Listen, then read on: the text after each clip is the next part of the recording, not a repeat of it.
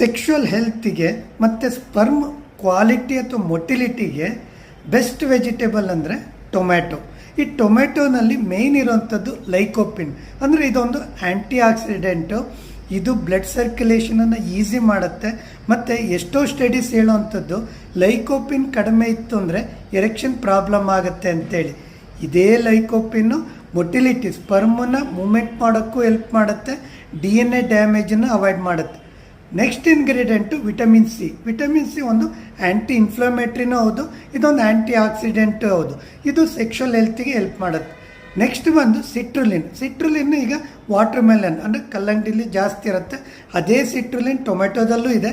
ಈ ಸಿಟ್ರುಲಿನ್ regular ತೊಗೊಳೋದ್ರಿಂದ sexual desire, sex ಬೇಕು ಅನ್ನೋ ಒಂದು ಆಸೆನ ಜಾಸ್ತಿ ಮಾಡುತ್ತೆ. ಟೊಮೆಟೊನ ಯಾವ ರೀತಿ ತೊಗೋಬೇಕು, ಒಂದು ಡೈರೆಕ್ಟಾಗೆ ತೊಗೋಬೋದು, ಇನ್ನೊಂದು ಜ್ಯೂಸ್ ಮಾಡಿ ತೊಗೋಬೋದು, ಅಥವಾ ಬೇಯಿಸನ್ನು ತೊಗೋಬೋದು. ಯಾಕಂದರೆ ಬೇಯಿಸಿ ತೊಗೊಂಡ್ರೂ ಲೈಕೋಪಿನ್ ಕಡಿಮೆ ಆಗೋದಿಲ್ಲ. ಲೈಕೋಪಿನ್ ಇಂಗ್ರೀಡಿಯೆಂಟನ್ನು ಆ್ಯಂಟಿ ಆಕ್ಸಿಡೆಂಟಿಂದ ಸೆಕ್ಷುವಲ್ ಹೆಲ್ತು, ಎರೆಕ್ಷನ್ ಪ್ರಾಬ್ಲಮ್ಮು, ಸಿಟ್ರುಲಿನ್ ಇರೋದ್ರಿಂದ ಸೆಕ್ಸ್ ಬಗ್ಗೆ ಆಸೆ ಇದೆಲ್ಲ ಹೆಲ್ಪ್ ಮಾಡುತ್ತೆ.